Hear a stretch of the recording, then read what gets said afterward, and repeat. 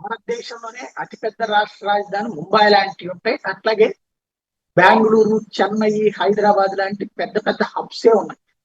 మన చుట్టూ అవే ఉన్నాయి. 4 రాష్ట్రాలు మన చుట్టూ ఉన్న 3 రాష్ట్రాలు హైదరాబాద్, చెన్నై, బెంగళూరు మన చుట్టూ ఉన్నాయి. మూడిట్లో కూడా అంత పెద్ద పెద్ద నగరాలు ఉన్నాయి. వాటితో పోటీ పడగలిగినటువంటి హైదరాబాద్ నేనే సృష్టించాను, హైదరాబాద్ తో పోటీ పడగలిగినటువంటి నగరాన్ని నేను సృష్టిస్తానని చెప్పినటువంటి చంద్రబాబు గారు చివరికి అమరావతి అంటే 29 గ్రామాల నగరం చేసుకున్నారు.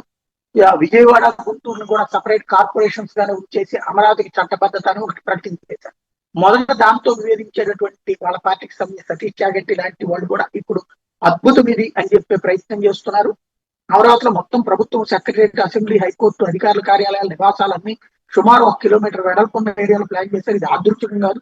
ప్రభుత్వం ఒకే చోట ఉండాలని స్పష్టమైన డిజైన్ ఫిలాసఫీతో, అంటే ఒక్క ఆఫీస్ ఒక్కో మూలలో కాదు, మొత్తం సిస్టమ్ ఒకే లైన్ లో పనిచేస్తుంది. హైదరాబాద్ లో మనం ఎదుర్కొనే ప్రాబ్లం అంటే హైదరాబాద్ లో ప్రభుత్వ నిర్మాణ సెక్రటరియట్ ఒక చోట, మంత్రులు ఇంకో చోట, హైకోర్టు మరో చోట, జడ్జీల అధికారులు నగరం అంతా చెల్లాచెదరు. దీనివల్ల ఏమవుతుంది, మీటింగ్కి వెళ్ళాలంటే 2 గంటల ప్రయాణం, కాన్వాయ్స్ తో రోడ్డు మీద ట్రాఫిక్ జామ్లు, అధికారుల టైం రోడ్డు పైన వృధా, డెసిషన్ మేకింగ్ స్లో అవుతుంది. మనం జీతాలు ఇచ్చేది పని చేయడానికి, కానీ టైం అంతా ట్రాఫిక్ లోనే పోతుంది.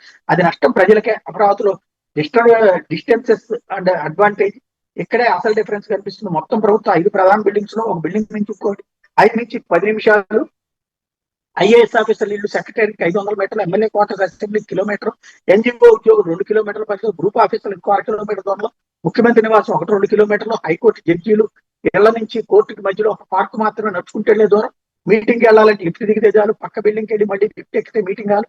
గంట పని 10 నిమిషాల్లో పూర్తవుతుంది. ట్రావెల్ టైం తగ్గితే అదే టైం ప్రొడక్టివ్ అవుతుంది. ప్రొడక్టివిటీ పెరిగితే ప్రజల డబ్బు సేవ్ అవుతుంది. అమరావతి ఒక సాధారణ ప్రాజెక్ట్ ఇది వచ్చే 100 సంవత్సరాలు పనిచేసి ఎఫిషియెంట్ గవర్నమెంట్ మోడల్. ప్రభుత్వం దగ్గరగా ఉంటేనే వేగంగా పనిచేస్తుంది. అదే Amaravati government spine and vision అని చెప్పుకొని చెప్పాలి. ఇక్కడ ఒకసారి నయ్యా రాయపూర్ వెళ్తే ఇట్లాగే ఉంటాయి అక్కడ కూడా. మరి కానీ జనం మాత్రం అక్కడికి వెళ్ళట్లేదు. పంచాయతీల్లో ఎవడన్నా వచ్చుంటాడా? మంత్రులు ఇప్పుడు ఎక్కడ ఎందుకు? మంత్రులందరికీ శాఖలు ఉన్నాయి కదా, ఎంతమంది ఈ ఈ ఊళ్ళలోనే ఉంటారు రేపు పొద్దున? మంత్రులు అంటే రాష్ట్రం అంతా తిరుగుతా ఉండాలా, ఇక్కడ కూర్చుంటారా? ఐఏఎస్లు, సెక్రటేరియట్ ఐఏఎస్లు విజయవాడ, గుంటూరులోనే ఉన్నారు. 1-2 గంటలు ఏం కాదు. వాళ్ళు 24 గంటలు కూర్చుని చేయడానికి అది ఏమన్నా ఏది హోటల్లో బిల్లులు కలెక్ట్ చేసే ఉద్యోగం? లేకపోతే కనుక బ్యాంక్ లో క్యాష్ కూడా రాత్రి పక్క వెళ్ళిపోతారే? లేకపోతే బార్లో డబ్బులు వసూలు చేసుకున్న ఉద్యోగం? వాళ్ళకు ఉండే ఫైలు, వాళ్ళకు సిస్టమ్ ఉంటుంది. పొద్దు నుంచి రాత్రి దాకా నువ్వు పని చేస్తున్న అమాయకత్వం. ఇట్లాంటి అమాయకత్వంతో ఉంటారు కాబట్టినే ప్రజల్ని ఈజీగా మోసం చేయొచ్చు. ఒక మున్సిపాలిటీ అయిపోతుంది అమరావతిలో 29 గ్రామాలు అయితే చెప్పి చంద్రబాబు గారే సాక్ష్యం కదా.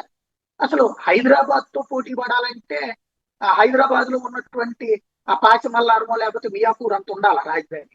ఎక్కడికి ఆలోచిస్తున్నాం మనం? ప్రజల్ని మోసం చేస్తూ మనం మోసపోవడం ఎందుకు?